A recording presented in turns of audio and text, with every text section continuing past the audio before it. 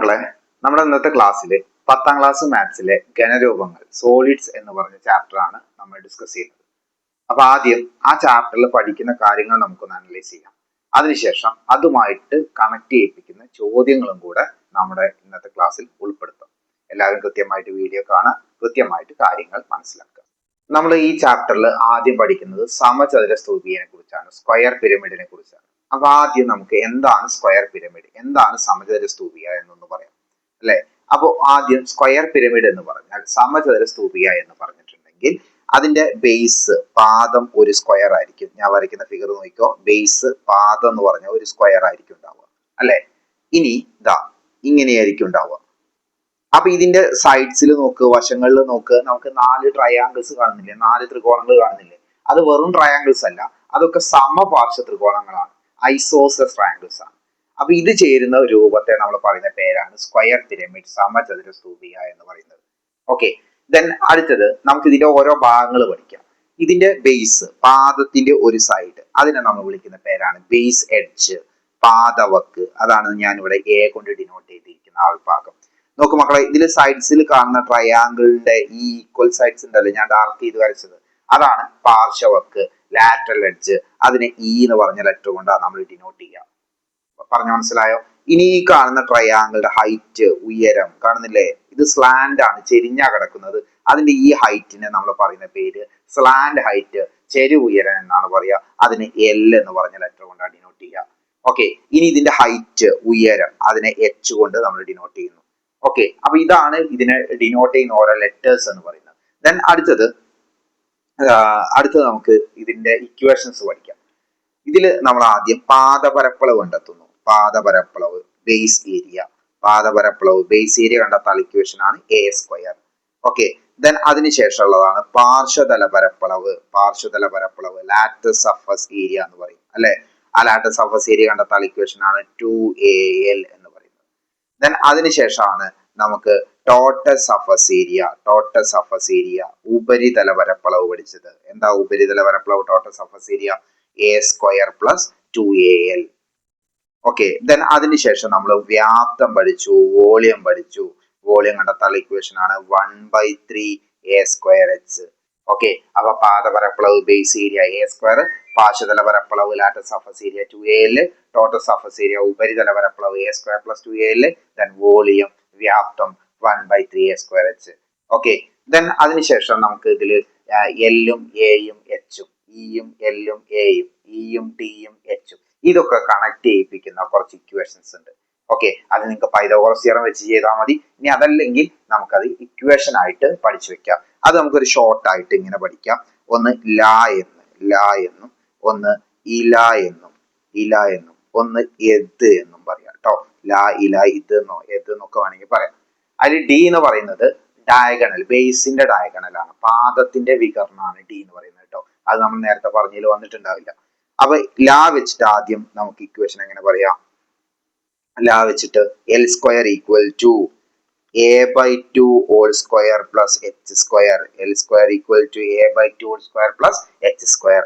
Then H square equal to L square minus A/2 whole square.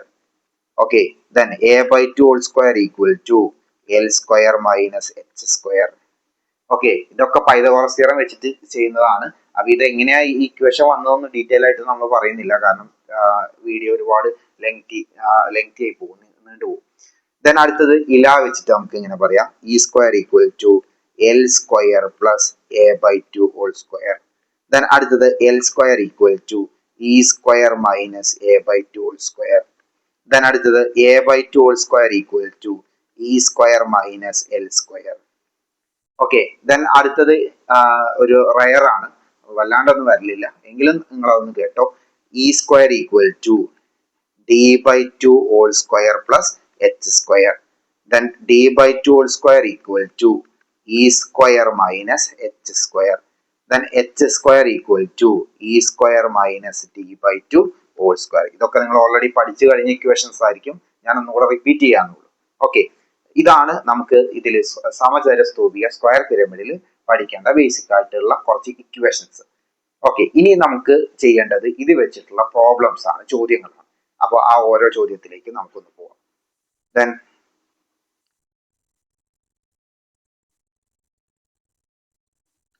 the first question കേട്ടോ. A toy is in the shape of a square pyramid of base edge 12 cm and slant height 10 cm. What is the total cost of painting 500 such toys at 80 rupees per square meter? സമചതുര സ്തൂപിയാകൃതിയിലുള്ള ഒരു കളിപ്പാട്ടത്തിന്റെ പാദവക്ക് 12 സെന്റിമീറ്ററും ചെരി ഉയരം 10 സെന്റിമീറ്ററുമാണ്. ഇത്തരം 500 കളിപ്പാട്ടങ്ങൾ ചായം പൂശുന്നതിന് ചതുരശ്ര മീറ്ററിന് 80 രൂപ നിരക്കിൽ എത്ര രൂപ ചെലവാകും എന്നുള്ളതാണ് ചോദ്യം. ഓക്കെ, ഇനി നമുക്കിതൊന്ന് ചെയ്തു നോക്കാം. അപ്പൊ ആദ്യം ഇതുപോലെ എത്ര രൂപ ചെലവാകും, പെയിന്റ് ചെയ്യാൻ എത്ര രൂപ ചെലവാകും, വർണ്ണക്കടലാസ് ഒട്ടിക്കാൻ എത്ര രൂപ ചെലവാകും ചോദിച്ചിട്ടുള്ള ചോദ്യങ്ങളിലൊക്കെ തന്നെ നമ്മൾ കാണേണ്ടത് അതിന്റെ ഏരിയ ആണ്, മീൻസ് സർഫസ് ഏരിയ ആണ്, ഉപരിതല പരപ്പളവാണ് കാണേണ്ടത്. ഓക്കെ, അത് ചിലതൊക്കെ ആ രൂപത്തിനനുസരിച്ച് മാറാറുണ്ട്. അതായത് ഈ ചോദ്യത്തില് നമ്മൾ അതിന്റെ പുറംഭാഗം മുഴുവൻ പെയിന്റ് അടിക്കുകയാണ് അല്ലെ. അപ്പൊ അങ്ങനെയാണെങ്കിൽ നമ്മൾ കാണേണ്ടത് അതിന്റെ ടോട്ടൽ സർഫസ് ഏരിയ ആണ്, ഉപരിതല പരപ്പളവ് തന്നെയാണ്. എന്നാൽ ചില സ്ഥലങ്ങളിലൊക്കെ ഉണ്ടാവും, ഏതെങ്കിലും ആളുകളുടെ ഓർമ്മയ്ക്കൊക്കെ വേണ്ടിയിട്ട് ഒരു വീട് ഉണ്ടാക്കി വെച്ചിട്ടൊക്കെ ഉണ്ടാവും. അത് പെയിന്റ് ചെയ്യാൻ എത്ര രൂപ ചെലവാകും എന്നൊക്കെ ചോദ്യം വരികയാണെങ്കിൽ നമ്മൾ കാണേണ്ടത് ടോട്ടൽ സർഫസ് ഏരിയ ആണോ, ഉപരിതല പരപ്പളവാണോ കാണേണ്ടത്? അല്ല. കാരണം എന്തുകൊണ്ടാ? നമ്മളത് ഇളക്കി മറിച്ചിട്ട് അതിന്റെ താഴെ പെയിന്റ് അടിക്കുവോ? ഇല്ല. അപ്പൊ നമ്മൾ അതിന്റെ ചുറ്റും മാത്രമേ പെയിന്റ് അടിക്കുള്ളൂ. അപ്പൊ അതുകൊണ്ട് അതിൽ ലാറ്റർ സർഫസ് ഏരിയ പാർശ്വതല പരപ്പളവാ കാണേണ്ടത് അല്ലെ. എന്നാൽ നമ്മുടെ ഈ ചോദ്യം പോലത്തെ ചോദ്യത്തിൽ നമ്മൾ കാണേണ്ടത് അതിന്റെ ടോട്ടൽ സർഫസ് ഏരിയ ആണ്, ഉപരിതല പരപ്പളവാണ് കാണേണ്ടത്. ഓക്കെ, അപ്പൊ നമുക്ക് നോക്കാം. A toy is in the shape of a square pyramid of base edge, പാദവക്ക് തന്നിട്ടുണ്ട് 12. അപ്പൊ ബേസ് എഡ്ജ് പാദവക്ക് 12 ആണ്, അത് എഴുതി നമ്മള്. ദെൻ അതിനുശേഷം സ്ലാൻഡ് ഹൈറ്റ് തന്നിട്ടുണ്ട്, സ്ലാൻഡ് ഹൈറ്റ് ചെരി ഉയരം എത്രയാണുള്ളത്? 10 ആണ്. What is the total cost of painting 500 such toys at 80 rupees per square meter എന്നാ ചോദിച്ചത് അല്ലെ. അപ്പൊ നമ്മൾ അതിന്റെ ടോട്ടൽ സർഫസ് ഏരിയ, ഉപരിതല പരപ്പളവ് കാണുന്നു. കണ്ടെത്താനുള്ള ഇക്വേഷൻ എന്താ? a square plus 2al. അതിൽ നമ്മൾ അപ്ലൈ ചെയ്യുന്നു. a 12 ആണ്, 12 square plus 2 into 12 into slant height ചെരി ഉയരം 10 ആണ് ആണല്ലോ, equal to 12 square 144 plus 2 into 12 24, 24 into 10 240. Okay, അപ്പൊ അത് നമ്മൾ കൂട്ടുന്ന സമയത്ത് നമുക്ക് 384 എന്ന് കിട്ടും. 384 മീറ്റർ സ്ക്വയർ, 384 മീറ്റർ സ്ക്വയർ എന്ന് കിട്ടും. ക്ലിയർ അല്ലേ? അപ്പൊ 384 മീറ്റർ സ്ക്വയർ. അങ്ങനെയാണെങ്കിൽ നമ്മുടെ മീറ്റർ സ്ക്വയർ അല്ല, സെന്റിമീറ്റർ സ്ക്വയർ ആട്ടോ. തന്നിട്ടുള്ള യൂണിറ്റ് ഒക്കെ സെന്റിമീറ്ററിലാണ്, അതുകൊണ്ട് ഇതിന്റെ യൂണിറ്റ് സെന്റിമീറ്റർ സ്ക്വയർ ആണ്, മാറരുത്, സെന്റിമീറ്റർ സ്ക്വയർ ആണ്. ഇനി നമ്മൾ ഇതുപോലത്തെ 500 കളിപ്പാട്ടങ്ങൾ പെയിന്റ് ചെയ്യുന്നുണ്ട്, 500 ടോയ്സ് പെയിന്റ് ചെയ്യുന്നുണ്ട്. അപ്പൊ അങ്ങനെയാണെങ്കിൽ TSA ഓഫ് 500 ടോയ്സ്, 500 കളിപ്പാട്ടത്തിന്റെ ഉപരിതല പരപ്പളവ് കാണണം. ഓക്കെ, അപ്പൊ അതുകൊണ്ട് TSA ഓഫ് 500 ടോയ്സ്, 500 കളിപ്പാട്ടത്തിന്റെ ഉപരിതല പരപ്പളവ് സമം എങ്ങനെയായിരിക്കും കാൽക്കുലേറ്റ് ചെയ്യുക? ഈ കിട്ടിയ ആൻസർ 384 ഇൻറ്റു അതിനെ 500 കൊണ്ട് ഗുണിച്ചേക്കും.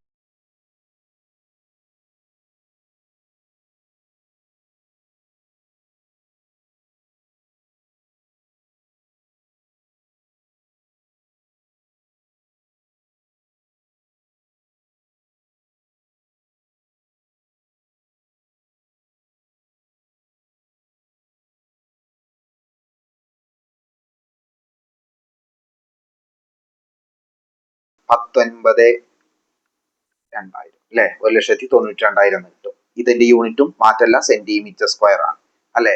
എന്നാൽ നമ്മുടെ ചോദ്യം ശ്രദ്ധിച്ച മക്കളെ, നമ്മുടെ ചോദ്യത്തില് at 80 rupees per square metre എന്നാണ്, ചതുരശ്ര മീറ്ററിന് 80 രൂപ എന്നാണ് അല്ലെ. അങ്ങനെ വന്നു കഴിഞ്ഞിട്ടുണ്ടെങ്കിൽ നമ്മൾ ഈ സെന്റിമീറ്റർ സ്ക്വയർ എന്നുള്ളത് മീറ്റർ സ്ക്വയറിലേക്ക് മാറ്റണം. എങ്ങനെയാ മാറ്റുക? Divided by 10,000. അതായത് ഈ കിട്ടിയ ആൻസർ 192,000 ഡിവൈഡഡ് ബൈ 10,000. ഓക്കെ, ഇനി ഇതിന്റെ യൂണിറ്റ് സെന്റിമീറ്റർ സ്ക്വയർ അല്ല, ഇനി ഇതിന്റെ യൂണിറ്റ് മീറ്റർ സ്ക്വയർ ആണ്, മീറ്റർ സ്ക്വയർ ആണ്. ഇനി ഇത് കട്ട് ചെയ്യാം നമുക്ക്. ഈ 3 സീറോയും ഈ 3 സീറോയും കട്ട് ചെയ്തു. അങ്ങനെ കട്ട് ചെയ്തിട്ട് 192/10 എന്ന് കിട്ടി അല്ലെ. അപ്പൊ അതവിടെ നോട്ട് കേട്ടോ, 192/10 മീറ്റർ സ്ക്വയർ. ഇനി നമ്മൾ ടോട്ടൽ കോസ്റ്റ് ഓഫ് പെയിന്റിംഗ് ആണ്, ആകെ പെയിന്റിങ്ങിന് ചെലവായ തുക കണ്ടെത്തുകയാണ് അതിന് വേണ്ടിയിട്ട്. അപ്പൊ അതൊക്കെ നിങ്ങളിവിടെ എഴുതണം കേട്ടോ. ടോട്ടൽ കോസ്റ്റ് ഓഫ് പെയിന്റ് ചെയ്യുന്നതിന് ചിലവായ തുക എന്നൊക്കെ എഴുതണം, ഞാൻ അതൊന്നും പറയുന്നില്ല. 192 ഡിവൈഡഡ് ബൈ 10 അതിനെ എന്തുകൊണ്ട് മൾട്ടിപ്ലൈ ചെയ്യുക? 80 കൊണ്ട് മൾട്ടിപ്ലൈ ചെയ്തേക്കുക. സീറോയും സീറോയും കട്ട് ചെയ്യും. അപ്പൊ 192നെ 8 കൊണ്ട് ഗുണിച്ചിട്ടുണ്ടെങ്കിൽ 1536 എന്ന് കിട്ടും. ഓക്കെ, ഇത് റുപ്പീസ് ആണ്. 1536 റുപ്പീസ് എന്നാണ് ഇതിന്റെ യൂണിറ്റ്. അല്ലാതെ അവിടെ പോയിട്ട് മീറ്റർ സ്ക്വയർ എന്നും സെന്റിമീറ്റർ സ്ക്വയർ എന്നും കൊടുക്കരുത്. ഓക്കെ, എത്ര രൂപ എന്നാ ചോദിച്ചത്, ചിലവായ തുക എത്രയാണെന്നാ ചോദിച്ചത്. അപ്പൊ അതാണ് കിട്ടിയത് 1536 രൂപ, റുപ്പീസ്. ഓക്കെ, വേറെ കാര്യം ശ്രദ്ധിക്കേണ്ടത്, ഈ ക്വസ്റ്റ്യൻ ചെയ്യുന്ന സമയത്ത് ശ്രദ്ധിക്കേണ്ടത്, തന്നിട്ടുള്ള യൂണിറ്റ് ഒക്കെ സെന്റിമീറ്ററിലായിരുന്നു. അതുകൊണ്ട് ഇതിന്റെ ഏരിയ, പരപ്പളവ് എന്ന് പറയുന്നത് സെന്റിമീറ്റർ സ്ക്വയറിലാണ് കിട്ടിയത്. നമ്മൾ അത് എന്തിലേക്ക് കൺവേർട്ട് ചെയ്ത്, എന്തിലേക്ക് മാറ്റി? അത് മീറ്റർ സ്ക്വയറിലേക്ക് മാറ്റി. എങ്ങനെ മീറ്റർ സ്ക്വയറിലേക്ക് മാറ്റിയത്? അതിനെ 10,000 കൊണ്ട് ഡിവൈഡ് ചെയ്യുക ചെയ്തത്. അങ്ങനെ അത് മീറ്റർ സ്ക്വയറിലേക്ക് മാറി. അങ്ങനെയാണ് ഇതിന്റെ ആൻസർ നമ്മൾ കണ്ടെത്തിയത്. ഓക്കെ, ഇനി നമുക്ക് അടുത്ത ക്വസ്റ്റ്യനിലേക്ക് പോവാം.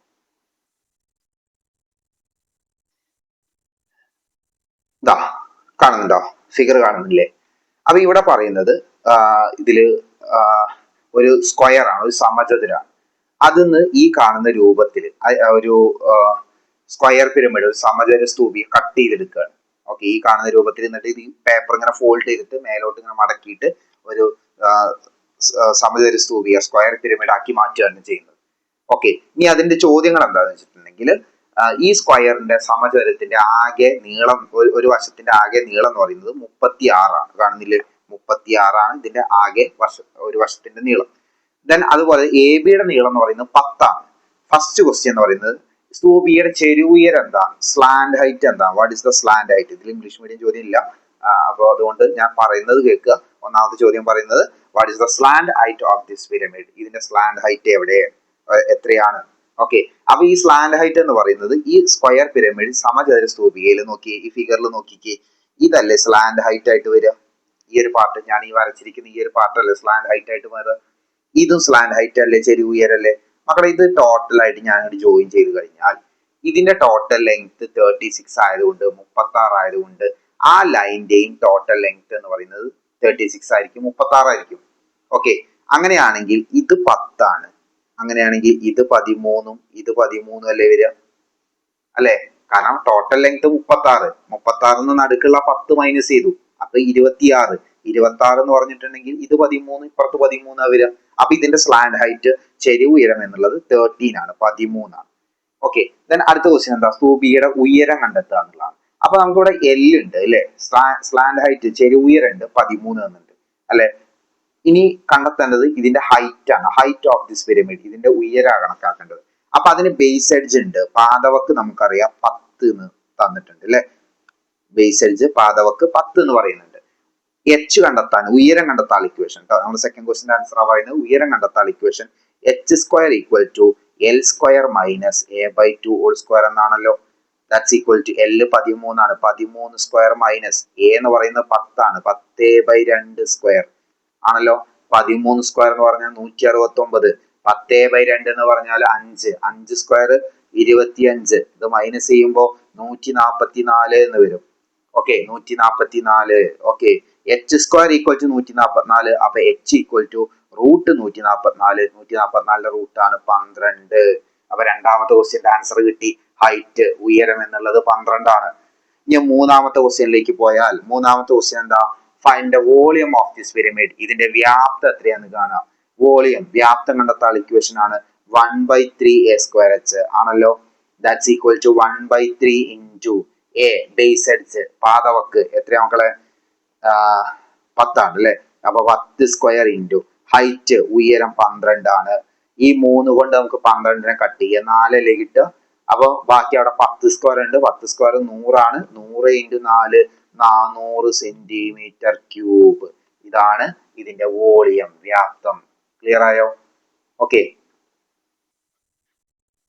നമുക്ക് അടുത്ത ചോദ്യത്തിലേക്ക് പോവാം.